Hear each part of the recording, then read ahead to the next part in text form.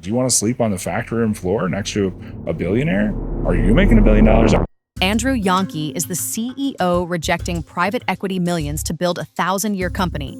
This company has to be restructured, and we're going to be 100% employee-owned by February. What does it even mean, 100% employee-owned? What does that mean for the employees specifically? Employee ownership trust will own 100% of the company, and all profits will be completely equally distributed to every employee. Is there any extra training that goes into the leadership skills, or even how it looks to be a stakeholder in a business? Because a lot of them, they weren't owners of a business before. My first gut reaction was a bit uneasy about that, because I'm like, I didn't care about people seeing sort of what, our gross revenue and profit margin, that sort of thing are. But I'm like, without context, how do they know what that means? Some of them might look at it and be like, we did how many millions of dollars in business? You're printing money. And it's like, no, that's gross revenue.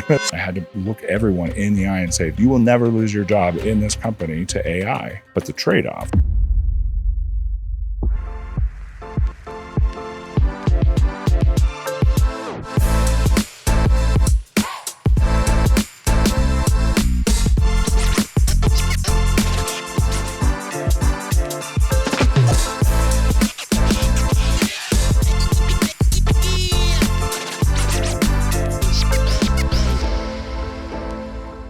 All right, folks. So we want to take a quick minute to introduce our diamond sponsor, Chris Seegers with Exceptional Business Advisors. Do you want to tell us a little bit about your business, sir? Man, a question that we love to ask our potential clients is, do you know what your business is worth? And if you sold your business today, would it fulfill your personal and financial goals?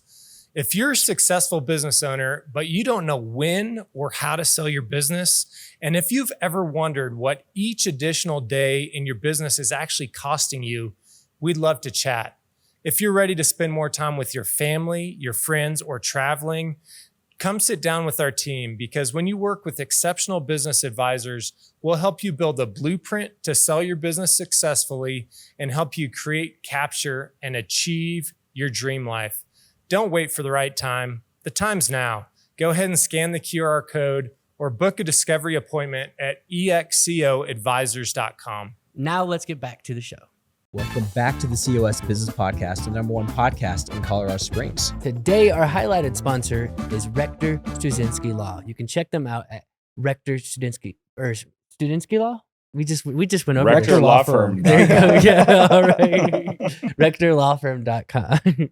Perfect. Well, we have a very special guest today. We've been conversing for the past 20 minutes. I'm so excited to interview Andrew Jahnke with RainTech. How you doing, man? I'm doing great. Happy to be here. Thanks. Dude, long time coming. We met you in your office a month or 2 months ago now.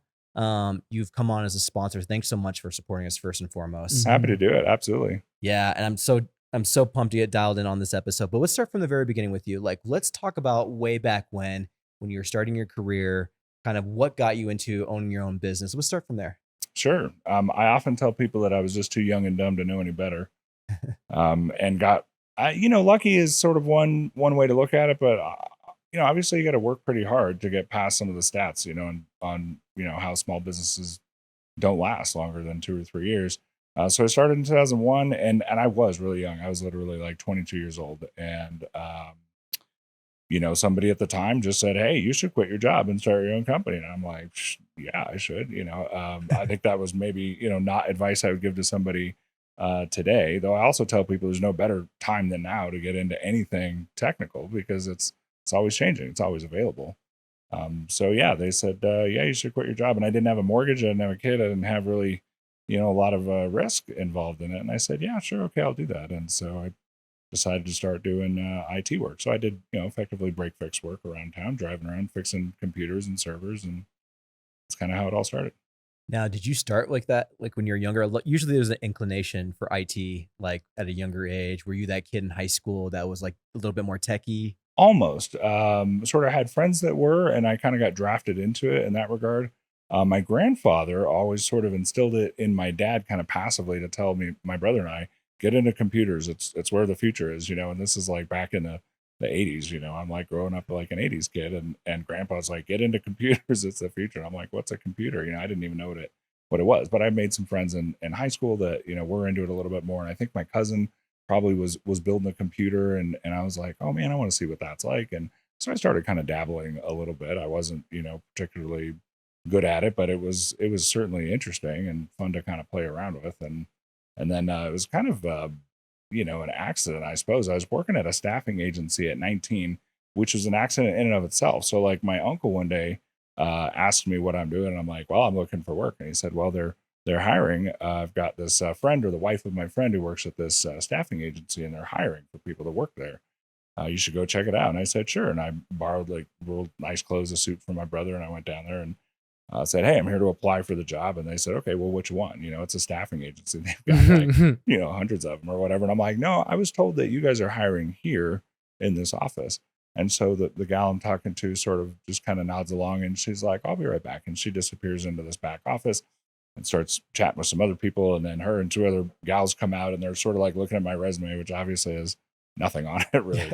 And they're like, so you want to work here, right? And I'm like, yeah, this is what I was understood you guys were hiring to work here in this office. And so, they kind of go back and talk about it again. And they're like, do you know how to use Word or, a computer? And I'm like, yeah, I got a computer. I can work that pretty well. And they said, all right, well, we're going to give you this job. That job was not a job. That was not a job that they were hiring for. But that woman at the front desk was wanting to kind of get a promotion and go be a recruiter in sort of the back office.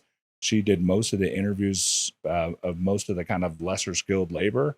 Had to learn in Spanish how to, ask, will you take a drug test, and, all these other kind of questions. And I was like, yeah, I'm all over it. And so they hired me for a job that they weren't even trying to fill. And then, so I don't know, 6 months, a year later, this guy who works for us for one of our customers comes in. He's all excited, and he's like, I'm going to get a job in tech.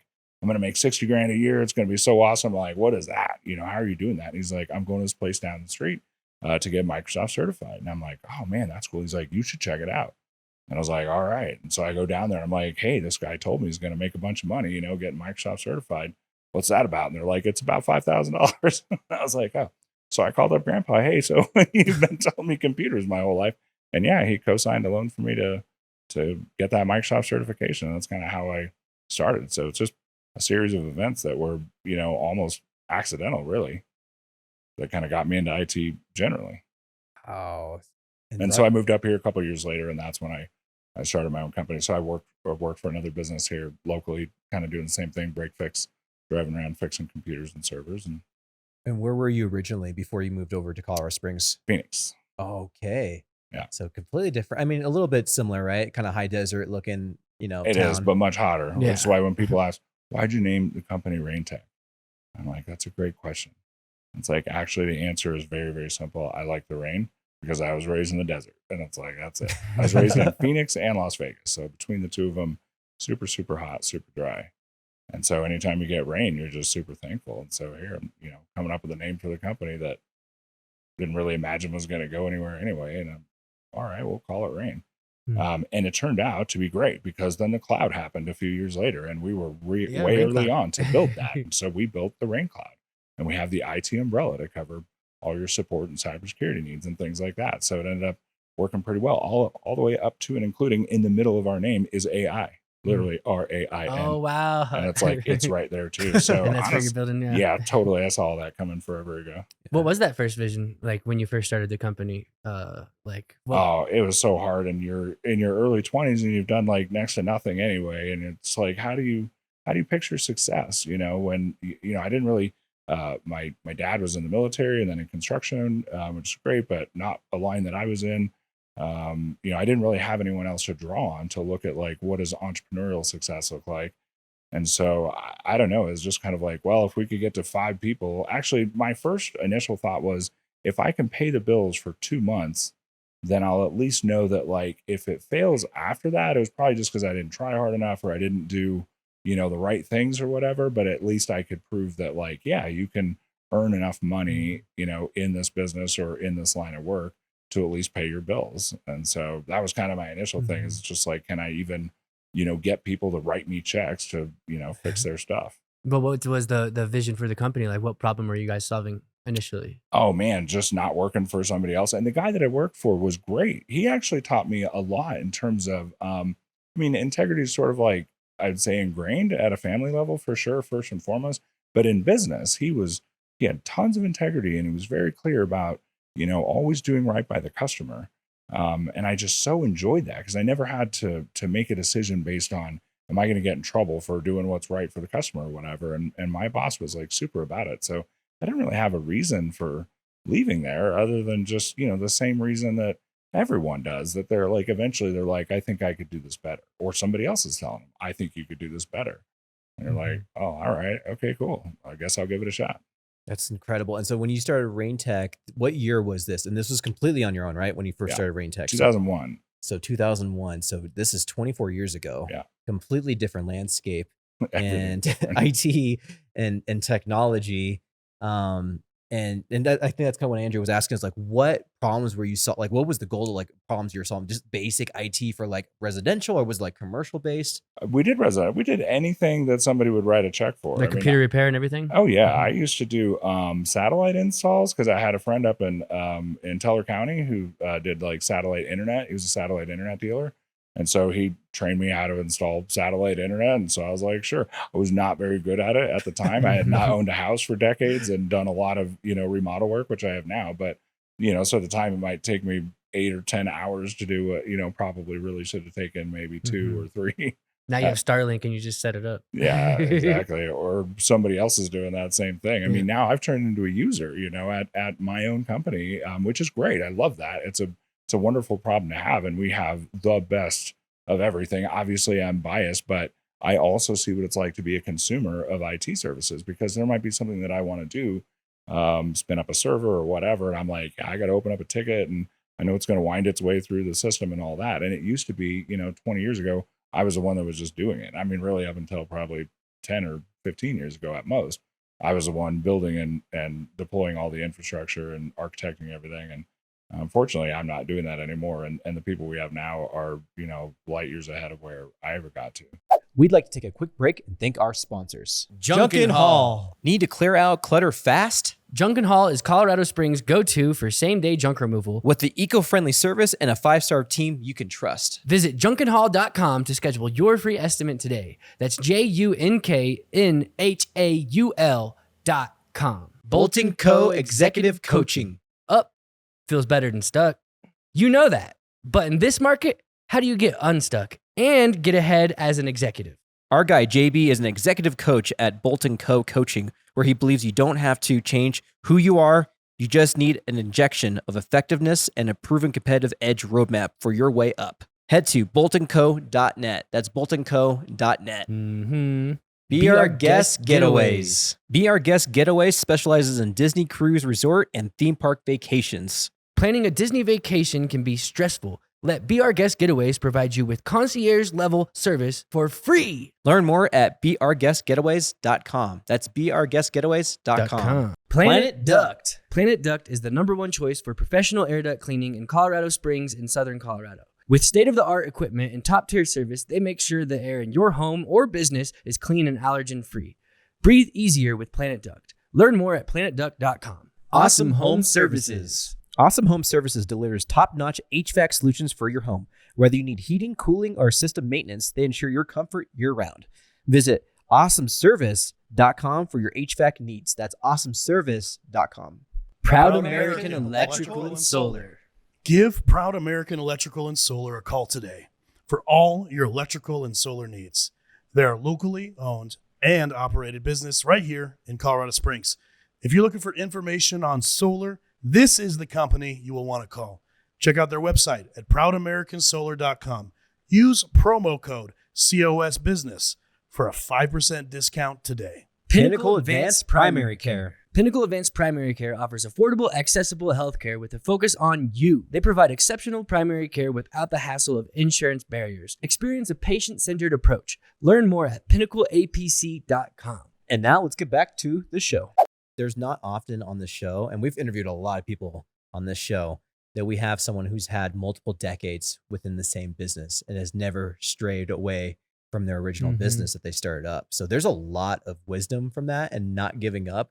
And maybe it's just, you never thought of that, or maybe you did, but like talk about that, like owning a business. I mean, in your early 20s, you started this business, and now mid 40s or late 40s now, like still having the same business, but had a business for 24, almost 25 years, and you're still young. Talk about that. Oh man, that's crazy.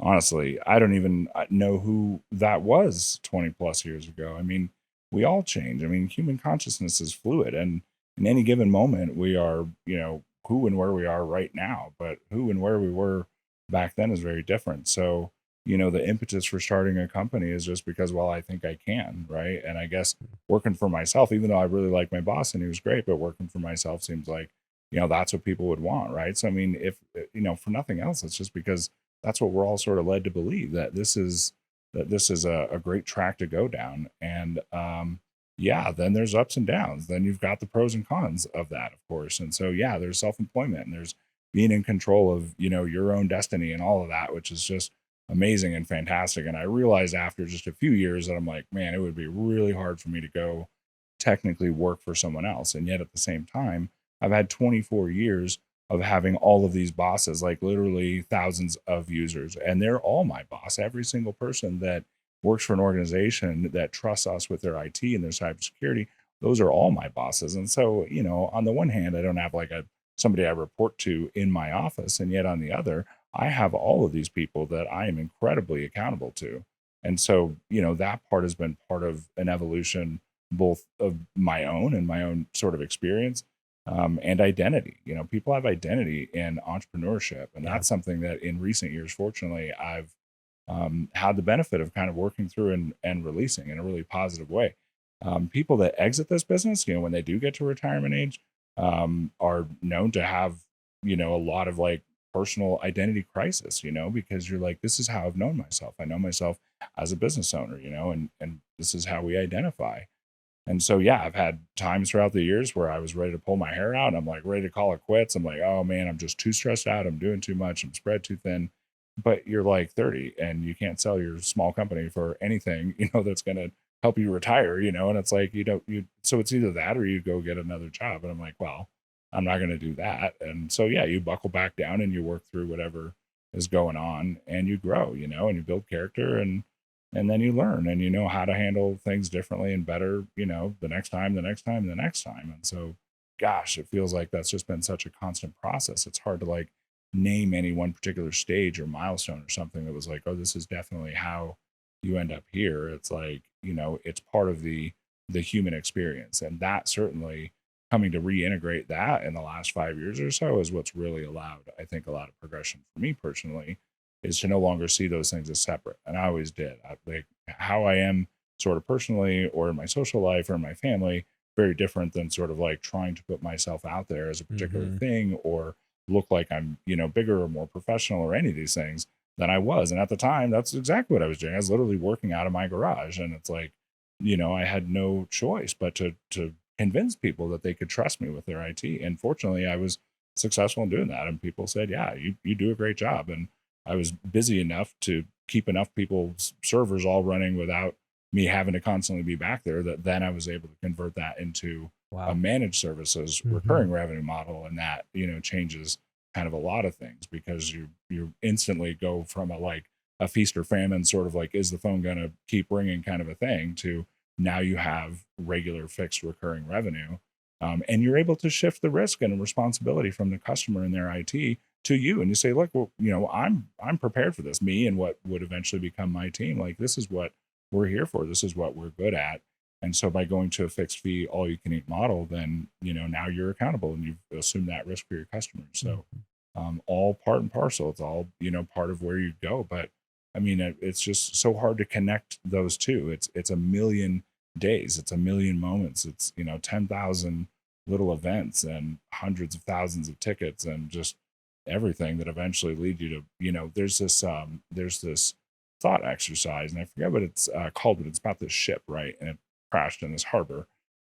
And it's, still sticking up out of the water and the people who live there in the harbor, like sort of, see this as a very important kind of cultural part of their heritage, right? The ship. And so as it starts to deteriorate, they go out and they keep replacing, the things that keep coming off it. There's no like sort of I think I know reviving it, this right? this So they keep parable. doing that and they keep doing that and they keep doing that. And then after, however many decades or centuries even, and they've replaced every part of the ship. It's like, is that the same ship? I mean, they still call it by the same name. It's still identified. It still is the identity that human consciousness impresses upon it and all the connotations that come with it. If it was a warship, it was a merchant ship, whatever it was, it doesn't matter. That's what they understand it to be. That's what their stories are. That's what they tell each other. It's what they, how they build a culture is around, for instance, in this case, the ship and everything that it represented. But over the decades, over the centuries, it gets completely replaced, literally splinter by splinter, plank by plank. And so the question that, Plato or Socrates, whoever it was, ultimately asks is that the same ship? But was there specific moments, like maybe like a pirate like cannonball hit the ship, or is there specific like big moment, or maybe even more specifically, like was there one moment at the beginning where like you knew things were like shifting, and like was there like just relief, like maybe a specific deal or a specific contract? Certainly. When we switched from break fix, so break fix is like, hey, my computer's broken, great, I'm going to come out and fix it, and I'm going to bill you $80 or $100 an hour. In 2006, a friend of mine said, hey, I know this guy he's in the excess electronics business, basically. And he's got his hands on a bunch of cheap servers. And literally, he's a software engineer. And I'd worked on a couple of projects with him. And he said, you should get some of those and put them in the data center downtown. And he just says that sort of cavalier. And I'm like, well, I could do that. You're right. I mean, I know how to do that. And I'm sitting there thinking about it. Why would he tell me to do that? I mean, he's a software guy, database guy, brilliant, super smart, knows tons of stuff. But that's what sort of got me thinking about it. So I called up this other guy. So AMD or HP, one of them had ordered a rack full of servers from the other one. They literally fell over in a truck. And so they had these available for real inexpensive because this guy deals in excess electronics. And so I got a couple of them and put them in a rack in the data center downtown. And so then I had a customer, as a new customer, a pain management doctor. And he said, I'm opening up this office. I need, my electronic medical records, all this stuff. And I said, okay, do you want a server? You want me to sell you a server, or I can run you off these servers that I just put in the data center downtown if you're interested? And he's like, yeah, I don't want to buy a server at all. Like, yeah, I'm good. Run me off of those servers downtown. And that was it. Literally, he was the first one. And we then went to an all-in seat price, starting with him. It's like, okay, rather than just bill you for, hourly for the service and then, this fixed price for the server, I'm just going to bill you per user. You're going to get all your support and, and your servers and the licensing and stuff that goes with it. And he was like, great.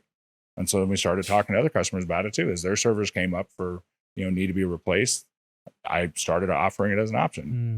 If you don't want to buy a server, I can put you in the data center. So the business model shifted.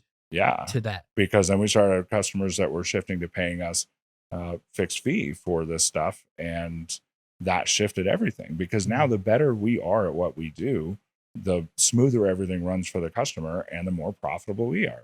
And the less good we are, the worse the experience for the customer, and the less profitable we are, because it takes more time to work on those same issues like over and over and over again, right? So this goes back to that shifting the risk and responsibility to us, and I love that, because I'm no longer having to convince a customer to do sort of what's in their best interest. It's like, no, I own the infrastructure and I know when to do patching and to install what upgrades and all that sort of thing. And so we still had the rest of our customers that were paying break fix. And then we had these customers moving to, at the time, we called it Thinterprise. Literally, the word cloud was not used to describe what is the cloud. And what had sort of been the cloud in kind of a slow evolving way for a few years, but it wasn't seen as what it is today. And so we called it Thinterprise, which is like the combination of thin client, which is like a remote desktop or a terminal server environment, which is what this was run on, and enterprise. So, and then it was the same year that Microsoft released Azure, actually, at the same time. And so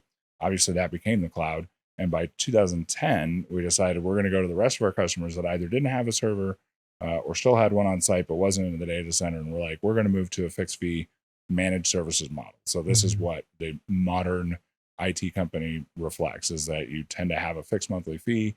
You get all your support, your security, your software licenses, perhaps cloud services. You get it all at the same time. So we went to the rest of the customer base and said, this is what we're doing. We had our guesses as far as who would come along and who might not, because some of them were like, hey, I spend, X amount per month now. And we're like, it's going to be more, but we're going to be giving you all these other things. That sounds like another milestone right there, another pivot. Absolutely. And so in 2010, and there were people that we thought might not come along, and then they did. And some that we thought would and didn't. But it ended up better than we thought. We were a little bit concerned. Are we going to lose some of our regular customers here. And it turned out perfect. And so from then on, everything was all, fixed fee, monthly recurring contracts. Wow, that's crazy. I wanted to talk to you about your guys' slogan too, people first, which is great slogan. It's actually people, period. Oh, people, period. For that reason, actually. So it occurred to me earlier this year, maybe late last year. I don't know. I'm sitting there thinking about it. I encountered this people first, which on the surface of it, I'm a big fan of. Anyone that says like, hey, we put people first. First of all, if you really do, then great. Like, I'm a big fan of that. But I realized that, like, why are we putting people first? And what are we comparing people to? What else is on that list that we're like, yeah, we put people first. Like, we put people before profit. As far as I'm concerned, if you are comparing the value of a person or people to profit, then I don't think that we are using the same frame of reference. And so that's when I decided people, period. And so it's sort of like I had to visualize that it says people first, and then it literally you cross out first, and then I put comma, period. And it was like, yes, people first. Like, yes, I want people to think along those lines. But if you stop there and you're like, yeah, we put people before profit, first of all, I'd say that the vast majority of people that say that actually don't. I think it's lip service. I think people like to say that because it sounds good. And hopefully it allows you to hire, more talented people or get more customers or whatever it is. But I don't think that it's actually true in every case. And then I started to realize, over the course of last year or two, what that means for me. And it's like, well, what does people, period, actually mean? Because I'm sitting here earning a profit, and I've got a couple dozen people that work for me. And basically me and my brother, who I made him a partner in 2007 or something. He came on 6 months after we started the company. So then he and I from the beginning. But it was like, how does this really jive? If I'm saying it's people, period, but at the end of the day, everything that's over and above what everyone gets paid, all their compensation, all of their expenses, costs, everything. If everything over and above that is just coming to me and my brother, then why is that? Like, how does that make sense? And it doesn't. And I just kept sitting with that. I'm just like, this doesn't make sense. And I understand that this is what entrepreneurship is supposed to be. This is 24 years ago. This is what I was hoping for. This is the best case scenario. Like, oh man, you're profitable, you're growing. Like, that all seems great. That's like check, right? Just cruise right on into retirement. But that doesn't jive because guess what? I don't work in a garage anymore. And I'm not the one working 50 or 60 hour weeks either. That's not me. It's other people. So it's like, where's all that profit coming from? Where's that excess coming from? It's coming from a lot of other people doing hard work all the time. And I'm just here to support them, literally. And they all give me a lot of credit. But honestly, it's like, I was telling someone today that I'm probably the most dispensable person on the whole team because I'm doing nothing technically, basically. I do a little bit of R&D and some things in AI, but some of that's tongue in cheek. But honestly, this is what made me decide that this company has to be restructured and we're going to be 100% employee owned by February. So that's process is happening now. And I'm excited. I can't wait. The fact that our valuation is fair, it's a fair valuation. In our industry right now, valuations are hyperinflated.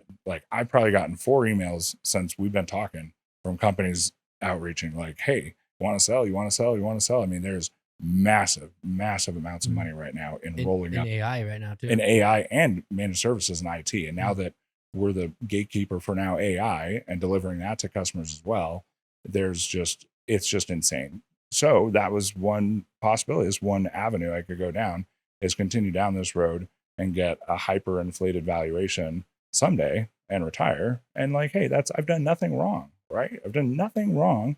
Technically, I've done what, is the American dream, sort of, I suppose. But I've also done it on the backs of people who are incredibly smart and very, very talented and so devoted to each other and to our customers. And it's like, how does that make sense? It doesn't make sense to me. And so it feels better, honestly, doing this restructure under a very fair traditional valuation. And that's the only way that we could do this. So the company is going to be owned 100% by an employee ownership trust, an EOT. And in Colorado, it's called a purpose trust. And it can have a 1,000-year timeline. And that's what our EOT will have. And so as far as I'm concerned, that's what RainTech is. is now to be an example of what broad employee ownership can mean and what being people period like really means. It's not just lip service where you're like, man, I love all you guys so much, and now I'm going to go like polish up my boat or shop for a new cabin or any of that stuff. And it's like, again, I had to work a lot back in the day 20 years ago. Yeah, and I dealt with fires and oh man, I mean, it was painful, but honestly, it was what it was. It was what it was back then. And there are people that did way more than I did. There were people that grew way faster than I did. So it's not like I did anything special. Just hung in there, frankly, kept working hard, kept my clients happy, and just kept going. But you get to a point now where you start to explode, growth wise, and things are going, really well. And it's just like, this doesn't make any sense to stay on this road where it's a lie. Like you're literally buzzwordy all over, like, we're all about our people and all that stuff. But it's like, it's what most people don't want to confront. It's what they don't want to talk about. It's what nobody wants to really admit. And so I start telling people, and I'm saying, hey, we're going to be 100% employee owned. Tell all your friends and family. And literally, I've had people come into my office, like my coworkers, and say, hey, I was talking to a friend about this, and he wants to talk to his boss about this. Like, who are you guys working with to do this? And so I gave him the name of the consulting firm. And that's what I want. I want more people asking the question, why isn't this done more often? What does it even mean? 100% employee owned. What does that mean for the employees specifically? So in our case, this employee ownership trust will own 100% of the company, and all profits will be completely equally distributed to every employee. Oh, wow. Equally. And so you'll get to decide at that time, do you want that as a cash bonus or do you want that to go into a retirement fund? Basically the same decision that me and my brother have today. And equally means like if someone works more, they're getting more? Or No, that's compensation. Oh. And so this came up as we were trying to figure out That's part of the structure of the deal, yes. right? And so we're working with these amazing consultants who do this stuff. Their hearts are right where they need to be. Like they understand why people are going down this road. And so they understand it really well. And so we're talking about these things around eligibility and, what that looks like. And so this was even just last week. And so I'm with my leadership team and the consultants, and we're kind of, tossing this back and forth. And I said, look, from where I'm sitting, like every individual has their compensation, plan or package. That is your lever. That's where you say, hey, I think this is the value I bring to the table. And this is, what I want my compensation to be. And then obviously the people making the decisions about that look at that and go, yeah, we agree, or no, we don't, and that's, basically the way that it's done today. But that's sort of what some of the question is. So like a traditional, like what's called an ESOP or an employee stock ownership program or plan, which is actually a retirement plan according to the government. It has you, vesting and then earning that based on other kinds of magic, like basically how long you've been with the company. Oh, okay, well, I could do that. And then my brother and I would still, obviously get all the profit. And it's like, okay, that's a non-starter. It could be due to how much salary you make. And it's like, oh man, I don't like that either. I mean, we have people who are tremendously talented and get paid accordingly, frankly, and deserve every penny. They are worth every penny that they make. And if they decide that like, hey, like a year from now or 2 years from now, like, hey, I think I'm worth even more or whatever, like by all means, absolutely come and say that. Let's have that conversation and say, yeah, that's the thing. But what's left over is after all that. That's after everyone is paid for the work that they do, regardless of how many hours they do or what sort of technology they work on or whether they're technical at all or administrative or clerical, any of that. It's like, this is what happens after that. This is what's left over. And everyone in that room, while we were sort of going back and forth on these different kind of permutations, sort of got it all at once. I'm like, that's your lever. That's what you get right there. And so if you're worth 5 times more than, somebody else or whatever, by all means, come on in, make that case, show us the math or numbers or whatever, and then we'll make the call accordingly. That's the case today, though. That's the case with any job anywhere. Mm-hmm. Somebody goes in and says, I think I'm worth this. And their boss says, yeah, I agree, or no, I don't. So the profit, again, is what's left over and above that.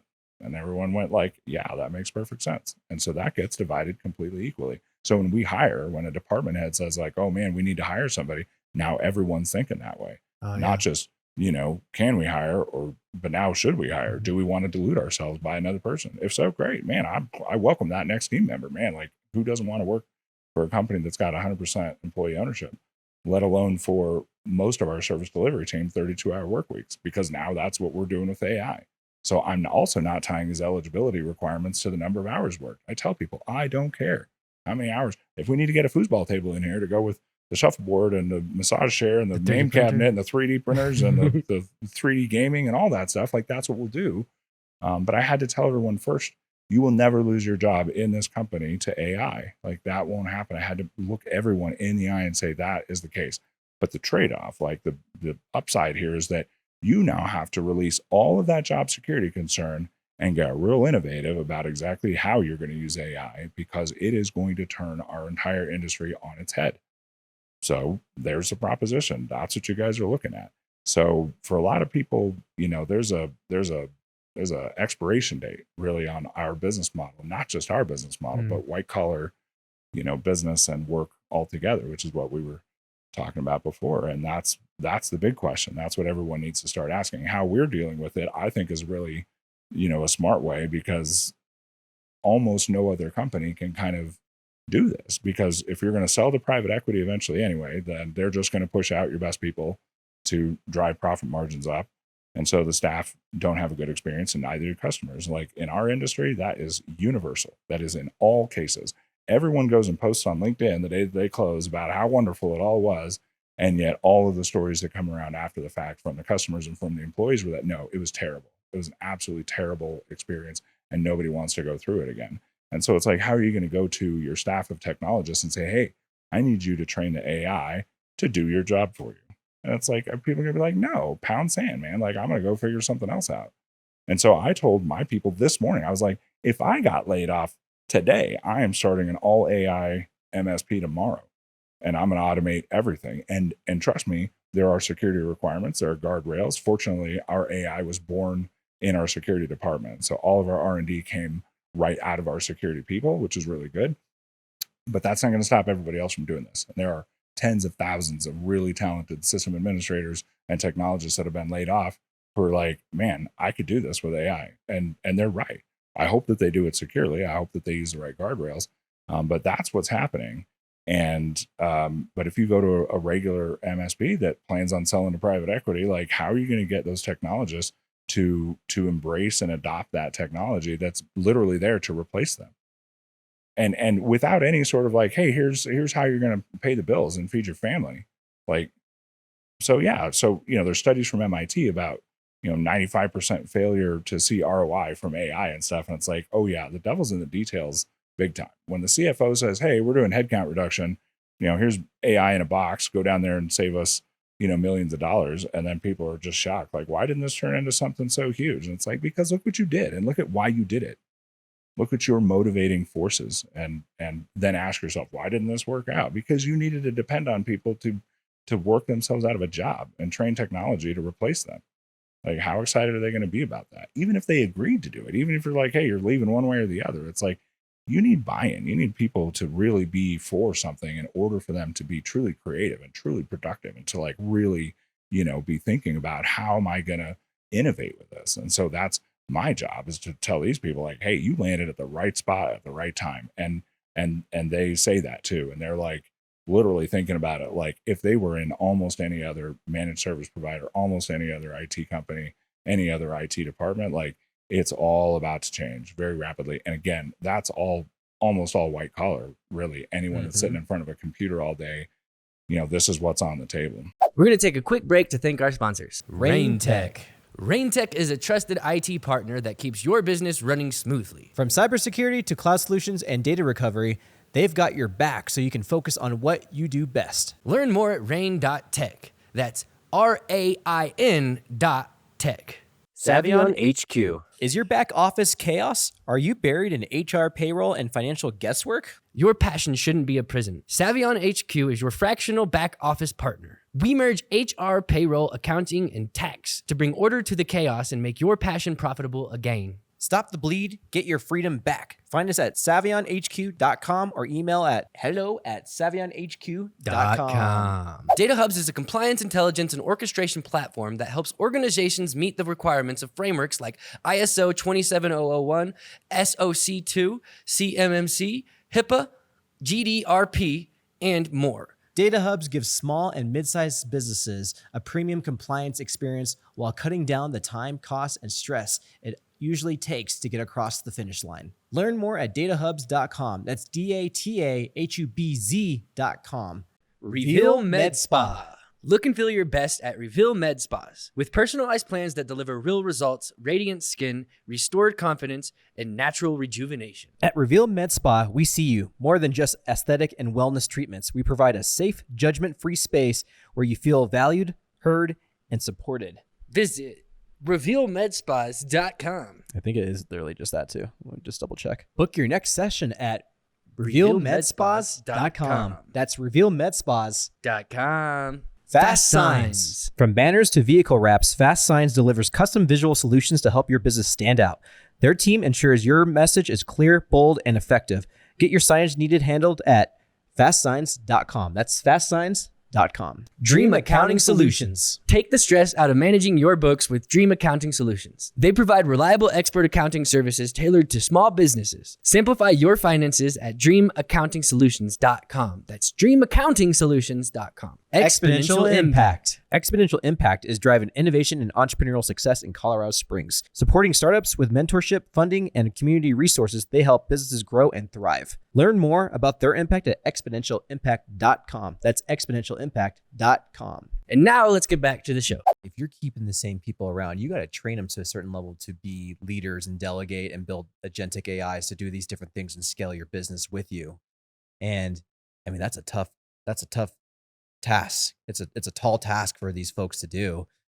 Is there any like extra training that goes into like the leadership skills or even like how it looks to be a stakeholder in a business? Because a lot of them weren't, they weren't owners of a business before. So like training and letting them understand what this looks like at this level and how it's aligned with the vision of what you've originally pitched for the business. Yeah. So there's two halves of that. So on the cultural side, like I've been telling that story for a few years now and being, again, much more integrated of a person even than I was 10 or 15 years ago.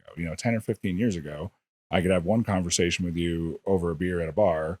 But if you're a prospect or a customer of mine, it's just going to look and feel differently because I see these as two different versions of myself. Mm-hmm. And now that's not really the case. So on the one hand, I've been talking about people, period, and how that's my only priority and how I want everyone that comes to work here to know that that's it.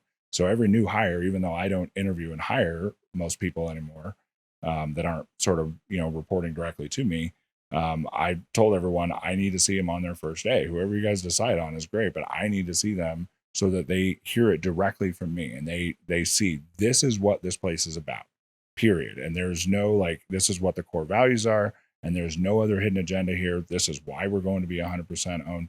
So the cultural side of it is, taking hold and people are like, yeah, this makes a lot of sense. Then you have like the financial literacy side and like, what does business look like behind the scenes, And for some people, it's really intimidating, frankly, because there's, regulatory requirements and all the accounting and tax Just and give me my paycheck, legal and everything else. Exactly. Which is great. I want people to be able to have whatever experience, that looks like for them. So it'll be fully transparent. Everyone will have full, visibility, of course, into all of the finances and legal and all the stuff, to the extent that they want it. And so, yes, the strategy that we've outlined includes training through that transition and beyond so that people understand, like, what is an EBITDA, and why should I look at that? And it's like, well, frankly, for purposes of business valuation, I don't think you should, because this company will never be sold if I have anything to do with it. But if you want to know about what does financial health look like, what does scalability and, all of that look like, hey, yeah, let's look at it, So, I mean, that part I'm looking forward to. And even that was a progression, and a few years ago, my COO said like, hey, this is sort of done, typically you'll share top level finances and that sort of thing with people. And my first gut reaction was a bit uneasy about that. Cause I'm like, I didn't care about people seeing sort of what, our gross revenue and profit margin, that sort of thing are. But I'm like, without context, how do they know what that means? Some of them might look at it and be like, we did how many millions of dollars in business? You're printing money. And it's like, no, that's gross revenue. That's literally all the dollars that come in, not counting everything that goes out, those kind of things. Or they're going to look at the profit margin and they're going to go and Google and find that, best in class is, making 35% profit margin or whatever. And you're like, oh man, what does that mean for us if we're at like 15? And that's like, okay, great questions, deep breaths, So I had to kind of moved through that a little bit Right. and pushed back a little bit with my team and said, like, look, I'm totally good to show everyone everything, but we need to make sure that we're not just putting it in front of them and saying, all right, go have fun with Google and figure out where you work. It's like, we need to help them understand, these numbers and why they're healthy and why they make sense and how they drive our decision making, So yes, I've definitely come all the way around to that, because when you're all the way committed to this, then it's like, yeah, I want everyone, at least available to that, and that the information's available to them. And if they're like, hey, I just want to, do the thing, that's also great. They're going to get reports and, things like that from time to time that'll explain these things and be in occasional meetings. And some people may not want to participate in governance. There's a trust stewardship committee and a board, and that's the stuff that I'm most excited about, because you attach that to 1,000-year purpose, and it's like, oh man. So, okay, yeah, a lot of people working for the boat and the cabin and all that. Obviously, I'm not driven by a boat or a cabin or any of that. I'm like, could you build something that could last for 1,000 years? Because it stands on this principle that everyone is equal, and everyone that's working toward a goal ought to, reap the rewards and the benefits of that collective, power. And so, to me, that's purpose. That's part of your R&D and everything that you're doing now. I also, before we were recording, you were talking about how you kind of go around and you do talks and presentations about AI and different things too. So for our audience at home, talk a little bit about that, because it sounds like you've put yourself in a position of authority, which is good. You've been in this industry for a long time and you have a lot of understanding of this. So talk about your day-to-day, and then also talk into where you see this in your personal perspective of where everything's heading. Because AI, it's a very hot topic, but you have a very unique perspective on where it's heading and what it means for everybody. I do. And so you've got sort of the microcosmic and you've got the macrocosmic. And to say expert, first of all, there's people that invented this stuff that I would say those are the real experts, the ones that literally understand neural networks and machine learning and things that go back, a decade before or more before AI as we know it became a thing. I would say that my level of expertise comes from using it, frankly, and starting with the chatbots like everyone else did, and then eventually getting into coding assistants and seeing what it's really capable of doing. So my whole career, I have had so many ideas, so many visions of this software or this app or this platform, but I'm not a software engineer. I don't have a budget to go hiring, a bunch of software developers to write this stuff. And it's might be a good idea, might not, could have been $1 billion idea, but if I don't go out and drum up some investment dollars or whatever for it, then it's just an idea. And now that's not the case. Now I can sit down, and if I can describe it and I know what the capabilities of the system are, and I know how to, kind of work it through, and I taught myself that. It taught me how to do it. It's like, how many technologies literally will teach you how to, have you ever had a car that taught you how to drive? Probably not. But AI will teach you how to use AI. And so by just insisting on keeping using it and keep scratching at the surface and oh, what's that? And oh, what's that? And then you do something amazing and you're like, oh man. And suddenly you see this, vision to this potential, even in just one little area that you're like, oh yeah, no, this changes everything. It turns everything on its head. And I've got colleagues and friends in the managed services industry, other people that own similar companies to me, and they're totally on the sidelines. And they're like, it's a trend, it's a fad, I don't know, or it's they're not. They think it's used for writing emails or something, and it's okay, 2022 called and wants its AI back. It's not just for writing emails anymore. But they don't understand. If you don't use it, then you don't really know what it can do. If you don't start asking it, if you don't start demanding of it, do this, I want you to do that. How would we do this? And watching it fail to do that over the last 2 years, and then get way better a year ago. And then all of a sudden here we are in today, and you're just it is just light years ahead of where it was. And so I have to first kind of couch any sort of expertise in that. I've been fortunate enough to be invited to go deliver some workshops. Personally, I decided about 5 years ago, we started working with nonprofit healthcare. It was a local, it's what's called a fully qualified health center. And that was when I first became aware of FQHCs. They serve 1 in 10 Americans healthcare. 33 million Americans are treated by these nonprofit health centers that are in every state in the union. And I'm like, well, gosh, this is great. They're serving underserved communities. It's this is people period, And I'm like, this is who I want. I view them as underserved. They're serving our underserved communities and don't realize that their infrastructure, their staff, their what they have is also underserved because they don't have the same budget that your big for-profit companies do. Well, you can, if you're willing to give a little bit on what your margin is, and you can make up for that in volume, it's just math, right? And I'm like, well, hey, we're good enough. We can definitely give a little bit on that margin and give these enterprise grade world-class solutions. Co-managed cybersecurity is what sort of how we started with these health centers, because cybersecurity is obviously big. It's everything. And people know what they don't know. And so an IT director's like, I mean, they try to stand this stuff up themselves, but because IT people leave about every 2 years, a cybersecurity apparatus is so complex and has so many different moving parts to it that an organization like that can't really get that up and running and have it consistently move into the future. Because then as soon as one guy leaves, somebody else comes in and they're like, I like this and this. I've never seen this or this, and I don't like that thing over there. And they're going to start it all over from scratch. And so meanwhile, the security of the organization is hugely at risk. And so that's how we started working with them. And I was just like, well, gosh, this is great. This is the vertical, as we say. Like, we've been in healthcare forever. My IT career started in healthcare. When I told you I got that certification from Microsoft, it was a teacher there that taught the first half of my course, of my certification course, who came in during the second half one night and pulled me out of class and said, hey, I want to recommend you for this position at this health system that I work at. And I was like, man, that's great. And he said, it's a Novell network. Most people have never heard of Novell. Novell was sort of a rival to Microsoft before Microsoft sort of won that competition. And I said, Mike, I don't know anything about Novell.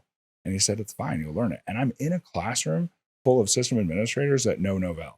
And this guy literally comes and pulls me out, this 19-year-old kid, and he's like, I want to recommend you for this position. So that's really where my career in healthcare IT started, was right there. And so we've always been in healthcare IT, but now we have this specialized focus also in community health. And so we just started making inroads. We sponsored a conference, we exhibited at a conference out in Vegas a couple of years ago.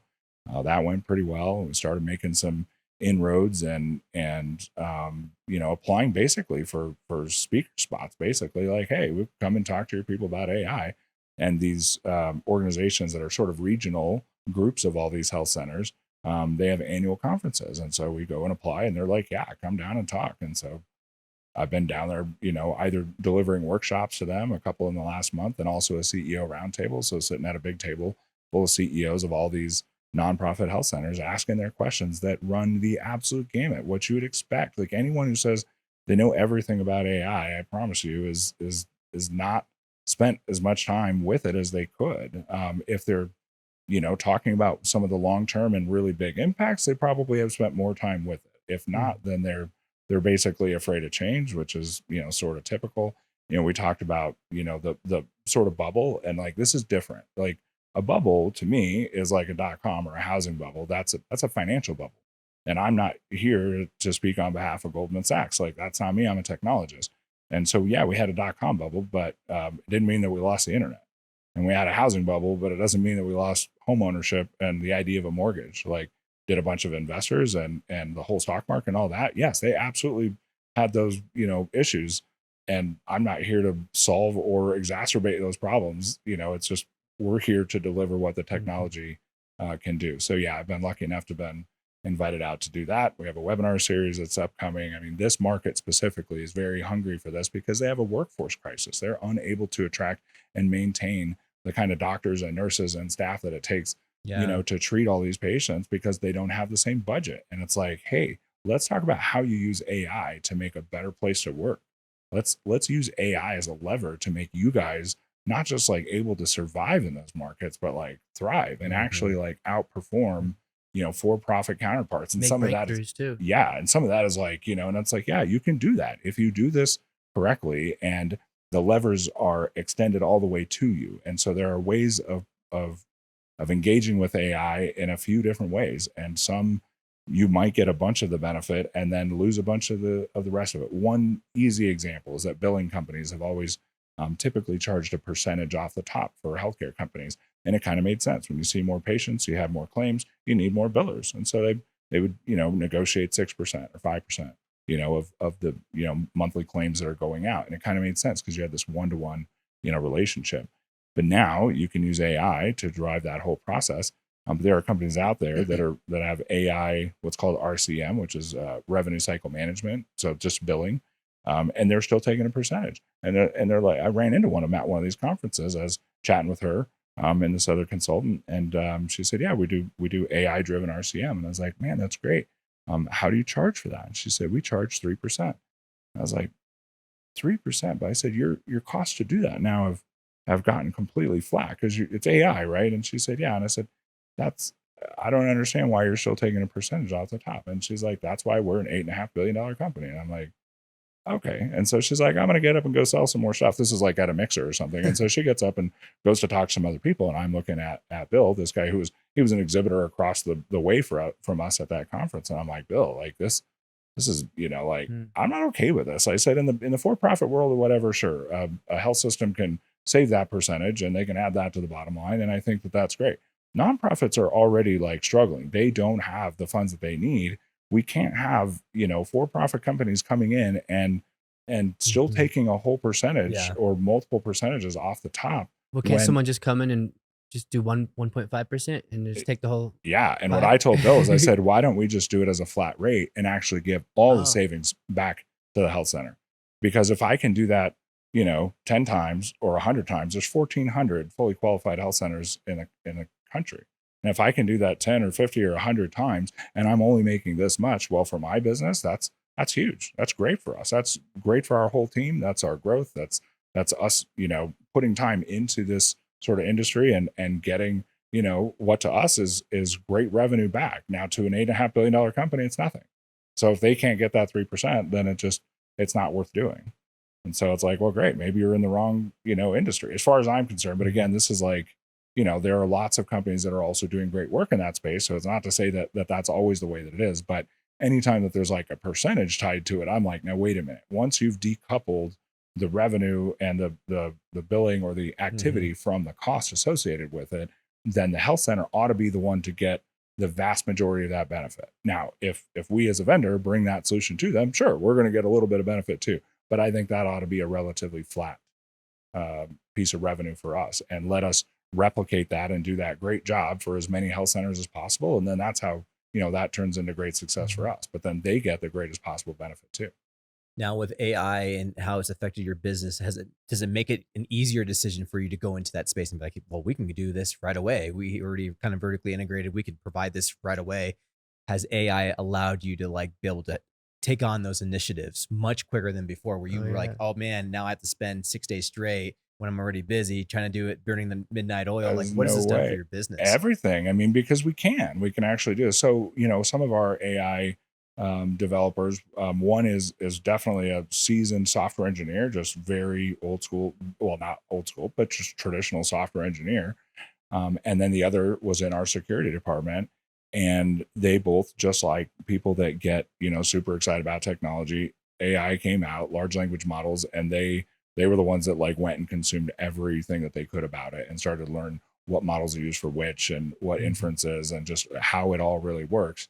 And that's amazing. So we can actually build these solutions for health centers or any other business in a matter of weeks, as opposed to months, with a lot of expensive software engineers. Now it's to where it might cost you little to maybe nothing, literally, to get this fully in place and up and running. Like, that's kind of where I'm at right now. For some of these, they're so fast and so easy to build these agentic workflows that we're like, I won't even charge you. Why don't we just build it, put it in place? And when you see, how well it is working and how valuable it is, then we start billing it. I mean, I'll tell you, of course, ahead of time what I'm going to bill you for that.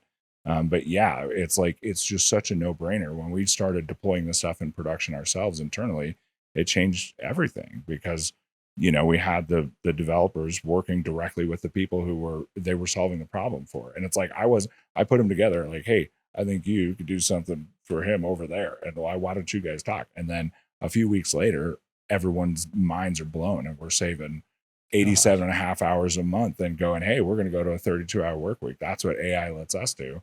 Our next sort of projected project or addition, I should say, to kind of our agentic workflow and digital workforce, or whatever you want to call it, probably another 130 or 40 hours a month or something like that again, collectively goes back into, or is about to go back into, this collective pool where we all get to benefit from that. And so that's what I'm most excited about, is that especially if all of our future, real growth and profit is going to be driven by AI, that's why this is also the very best time for me to restructure the company. Mhm. But restructure it with a fair valuation under traditional, business mechanics and regular IT work.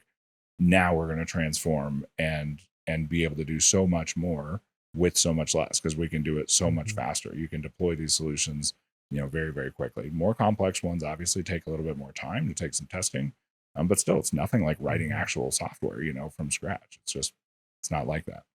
So true. It's almost like it's going to make you guys superhuman as a team, to have this ability to be so fluent in this technology.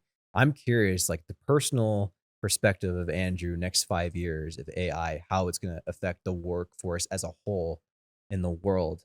And then, of course, you've already been talking about how you're already safeguarding your business for the long term with this. But like, what do you see if you were to give your best guess from what you've seen so far? What does the next 5 years look like in the AI space? Oh man, I don't think that we're gonna couch it in the AI. AI is the catalyst. AI is what's bringing it about, but I don't think we're going to be talking about it as AI. We're talking about broad scale socioeconomics. So getting back to the macrocosm. So at a microcosm, it's like, this is what AI looks like. Fast forward a few years, it's changing everything. So yes, I'm trying to insulate our company, meaning all the people that work here right now, for that, and have us be at the front of this and be delivering AI solutions, not just building and consuming them ourselves, but building them and providing them to other companies, other businesses, organizations. That's how we thrive.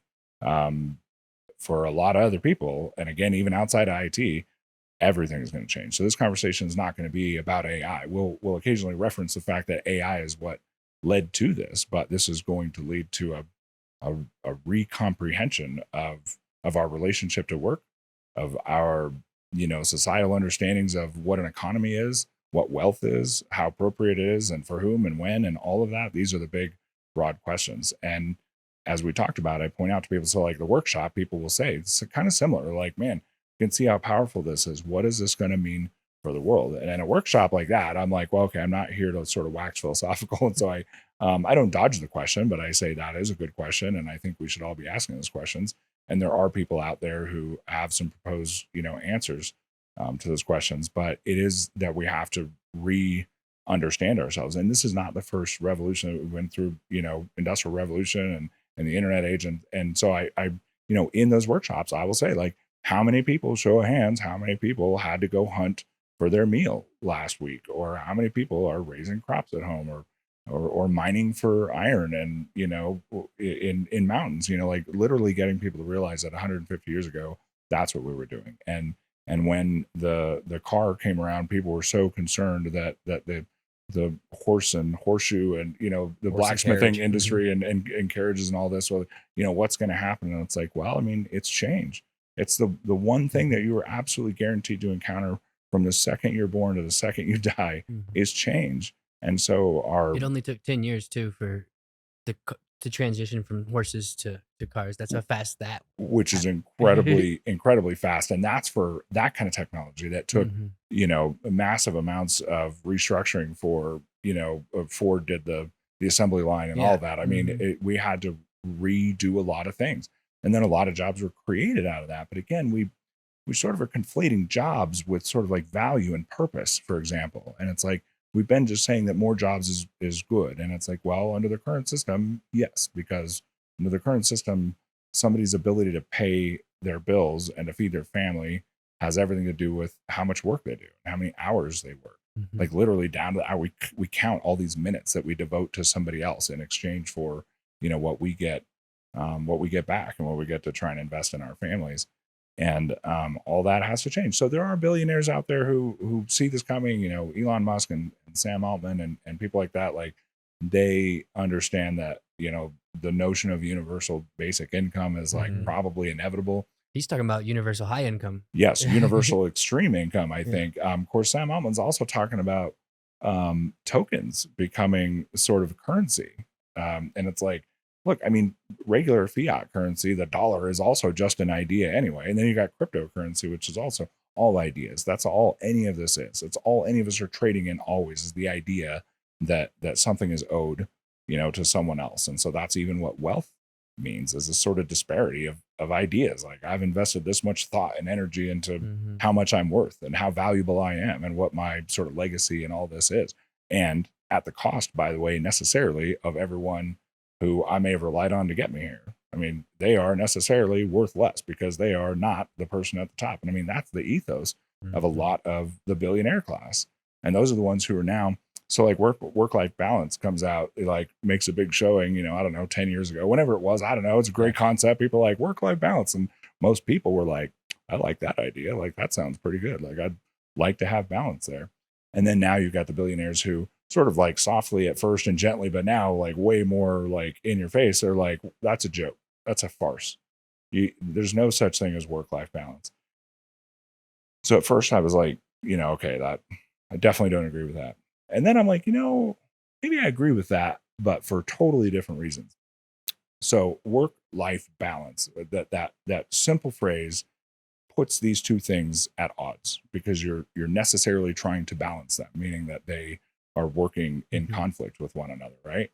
And so in that regard, I do kind of agree that I don't necessarily, like personally, I don't shoot for a balance between my work and my life because that would make all my work suck, basically. Frankly, I mean, as far as I'm concerned, anything I consider to be work is like, man, I'm just waiting here to live, wait until 5 o'clock to roll around or whatever. And it's like, so I don't necessarily subscribe to that. However, I will say, to the extent that these two concepts are in any conflict, I think we all ought to prioritize spending a lot more time living than we do working.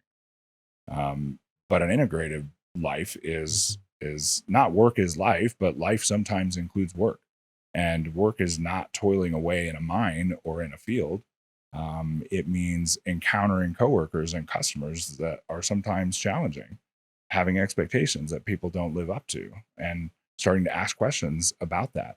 Why does this person fail to live up to my expectations? With any luck, we might start asking, why do I have those expectations? Does that serve me?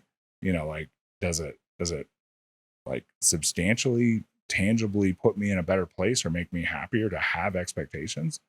We don't have expectations, and literally everything that goes right is this just pleasant surprise. Like, oh man, look at that. That's fantastic. And then anything that might be more of a challenge, you're like, oh, didn't see that coming, but all right, it's an opportunity for growth. And that's what work is that. And so there's this kind of mentality I think a lot of people have that, like, there was this guy, a colleague, he owned a telecom company here in town. And every time I saw him, like, Steve, how's it going? And he'd say, well, if it wasn't for the employees and the customers, business would be great. And it was this joke, right? And it's like, I was chuckled too, because I'm like, yeah, that's funny. And it's like, yeah, you're right. And it's like, okay, but actually he did really capture and encapsulate this sort of truism that when people are dealing with conflict or challenge or whatever it is, especially in the workplace, they're like, if this one thing was not just like this right now, everything would be perfect. Like, all of life would just be perfect. Like, we all have this sort of understanding that if it weren't for these, two people in my whole entire life that at this moment are producing this sort of, frustration or friction or whatever, everything would just be great and perfect. And that is to completely misunderstand what it means to be a human and what it means to grow as a human. And it's like, you look at every great achievement, you look at everyone who's ever been considered successful by almost any measure whatsoever, and they've got copious amounts of failure and challenge and difficulty and all of that leading up to that. Nobody was like, man, I just lucked my way into all this. I'm a trillionaire, never had to work a day in my life. And, I'm just that lucky. It's like, it's not a thing. And even if you are a trillionaire, I would suggest that you probably got a lot of work to go in front of you before you're going to realize what it means to be a human first. I mean, if you're identifying as the dollars in your bank account first and foremost, like you are doing so at the cost of your own humanity. You say, I am a billionaire. I will be seen as a billionaire. Okay, well, maybe there's a reason you're not being seen as all that human. You yourself are sort of identified as something before you're a human. What is Andrew? I don't know why I said Chris all of a sudden. I was thinking about someone that you're referencing for a second, but what does Andrew want to be known for? Because you're referencing identity, you're referencing all these different things. But for like Andrew specifically, what do you want to be known for? Nothing whatsoever. The best thing that I could do would be to restructure this company, prove to first my industry, that this is actually a perfectly sound, if not even far more successful and competitive business model to make everyone owners, and then to everyone else. And beyond that, the fact that I had anything to do with it is completely, it means nothing. I did not invent any of these concepts. I didn't invent any of this, none of it. I just saw it and aligned to it though and went, this resonates. This makes a lot more sense to me. And it resonates with my coworkers. It makes sense to them. The only thing that doesn't make sense to anyone I tell this to is they're like, how does this make sense for you? Like, how are you making, like, they're like, listen, and they're like, yep, I see why everyone would love to work there. I see why, that has to be the greatest place on earth to work, because that's sort of what I set out to build. But they're like, why?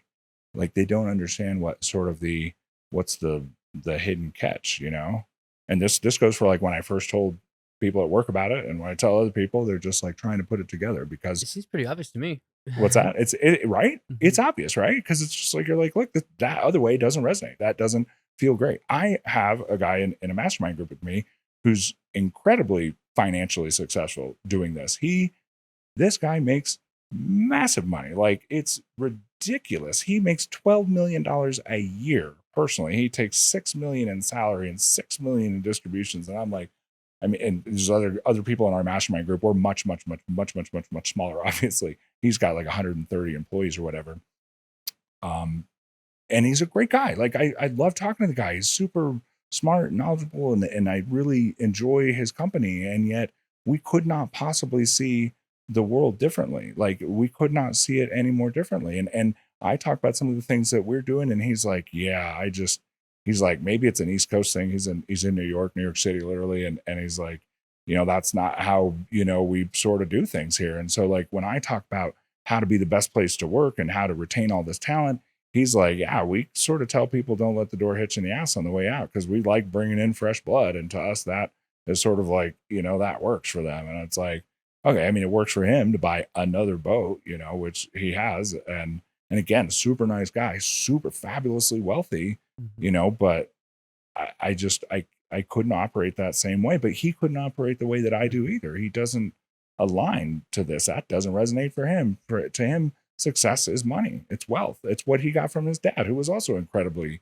wealthy. And so, he had a little bit of investment dollars, but what he built on his own. I don't know how much dollars he may have gotten from his dad. He's told us a little bit about that, but I do not gather for an instant that apart from whatever that seed money would have been, everything else he did. He absolutely did it out of a willingness to extract value from other people. And that, again, is the way our whole economic system is based. It's what we worship at this. Like, this is what it means to be a successful American, or to be living the American dream, is to be extracting value from other human beings, and to increasing your wealth, and to adding to your own comfort in retirement, explicitly at the cost of other people. It's like, we're not just okay with it. Like, people go out every day and like go to work at these places, like on purpose, so like, you've got Elon Musk talking about 120-hour work weeks. And it's like, do you want to sleep on the factory room floor next to a billionaire? Are you making $1 billion? I might sleep on a factory room floor for $1 billion, but then again, that's a lot of catalyst that comes from having a lot of money. Look at all the things that rich people do. Some of them are philanthropists, and then some of them are philanderers and pedophiles, and like the list goes on and on and on and on. And it's like, look at Hollywood, look at big business. It's like a real long list of like things that you do when you're just so damn bored that you're like, yeah, I've done it all. I guess I'm going to go do this now. And it's like, I'm not interested in any of that stuff. It just sounds like you've done a lot of introspection of yourself, which is great, because usually when we talk on the show about entrepreneurs, they're running so fast on a hamster wheel, they don't have time to look introspectively of everything and what everybody else is doing and what specifically fills your cup. And like, when everybody talks to you about anything as far as why aren't you extracting more money out of your business, it's like, your cup's filled. Your cup's filled. 100%. That's all you need to say. I have the greatest job in the world, and I don't see that I work. So when I said like earlier, work and life, right? Like, well, if I'm working, it's like, I don't work. Like they say, do what you love and you'll never work a day in your life, right? And it's like, I definitely agree with that. But like, let's say you love music or you love art or whatever. And if you happen to be a talented musician or artist, great. That's great. If you can also make a living doing that. But for a lot of the rest of us, we may not have a specific talent in one of these really expressive ways. But I don't know that that's what it takes. I think that you can love your work because you love living, and it's simply a part of your life. And so I go to work every day, and I had this conversation with someone today, my CFO, and it's like, this is where the most complex and difficult conversations happen, is in my office, and where the most challenging decisions are made. And I wouldn't trade it for the world. And none of it feels like work, and none of it is even particularly stressful. It certainly used to be, but I've evolved, and a lot of things have changed. And now it's like, no, I've got the best of every world, because I'm here in the big office making the tough decisions that theoretically involve a lot of potentially stressful things.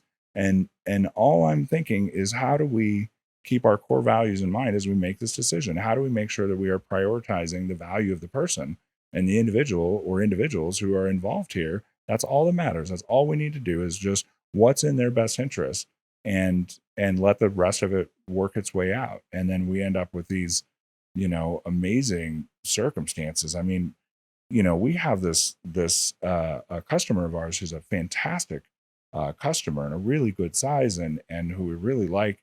And about 5 years ago or so, 4 years, I don't know, they asked if we could put somebody on site, and we did that. And then after a few months, and I said, we could put somebody on site. I don't think it's the most efficient. I'm gonna have to charge you more, obviously, than I pay that person. But they're like, yeah, we're willing. And then after a few months of him sort of being out there, they said, hey, we'd like to hire this person and still keep you guys and doing the rest of the things you're doing. And I was like, okay, that's fine.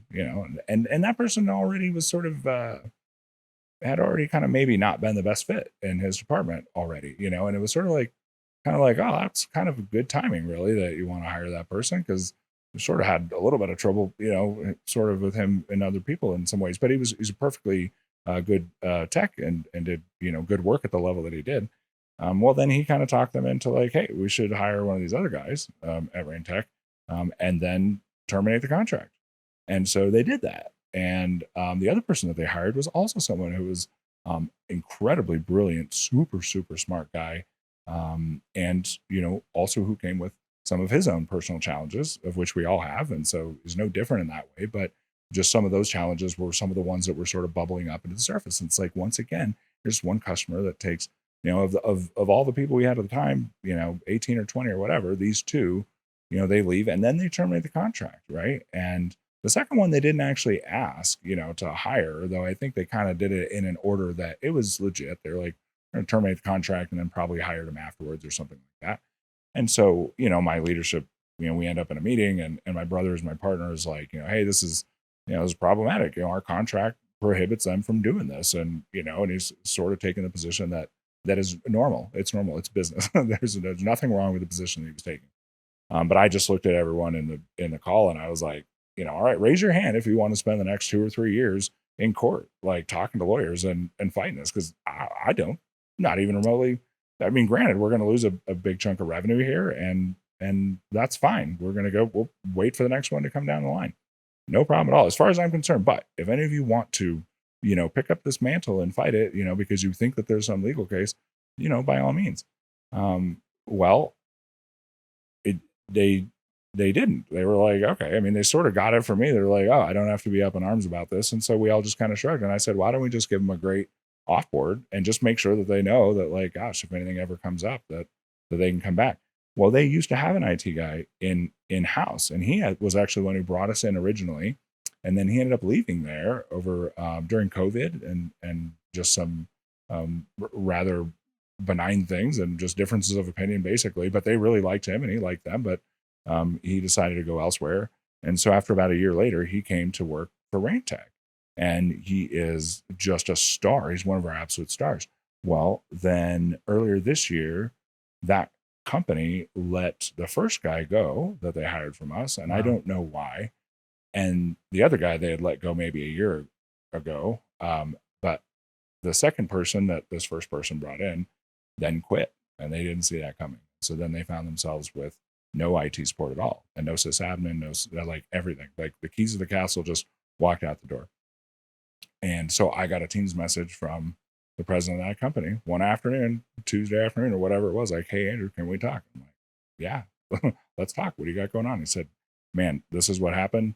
and we absolutely need help. And I'm like, you come to the right place. We're here for it. And we pulled everyone, the CISO, the senior, architect, like everybody started, unraveling accounts and doing everything that we needed to do to mitigate what was going to be a potential a lot of risk. I mean, there's loss of access to millions of accounts and platforms and all the stuff that these guys had.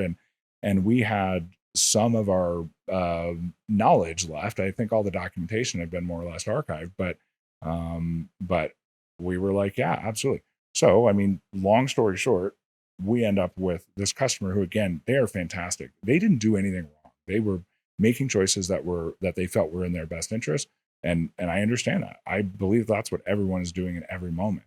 But the way that everything unfolds, we end up with this star who's now, a star on our team and leads others and does it beautifully and exemplifies our core values. They are still a very great customer, super loyal, and it's like, we earned some of that by simply just being conscious, frankly, and going, look, there's nobody spiteful here. There's nobody doing anything personal. They're making a decision that they feel is best for their company. They found out in a much worse way than most people do what that means to put all your eggs in that one basket. When IT people don't tend to stay around longer than about 2 years if you're not a technology company. So that's just this sort of microcosmic example of what happens when you just sort of let what's unfolding unfold. It's like you can either go into stark resistance and fear about it and be like, oh man, what does this mean? Or you can be like, okay, let's see how it plays out. And this played out in this way that we ended up sort of shedding 2 people that we wouldn't have let go, because that's not really how we do things with people that we've made this kind of commitment to.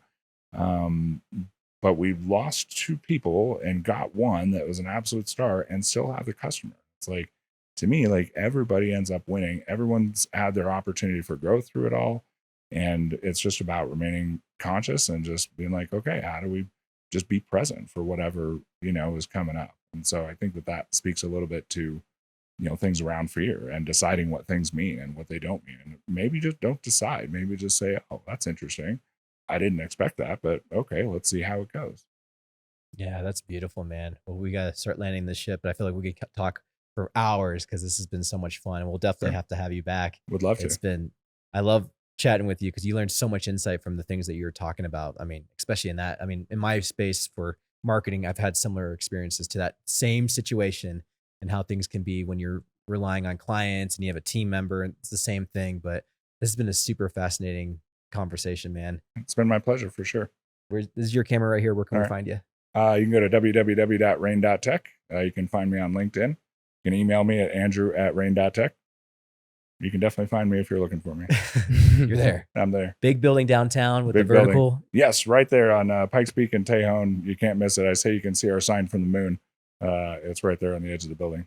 Yeah, this has been awesome. We're going to have you back for sure. I would love to. There's some topics I still wanted to cover. I'm sure Andrew did too, but oh man, we'll have you back. Yeah, would love to. Love it. Well, this has been the COS Business Podcast, and we'll see you guys on the next one.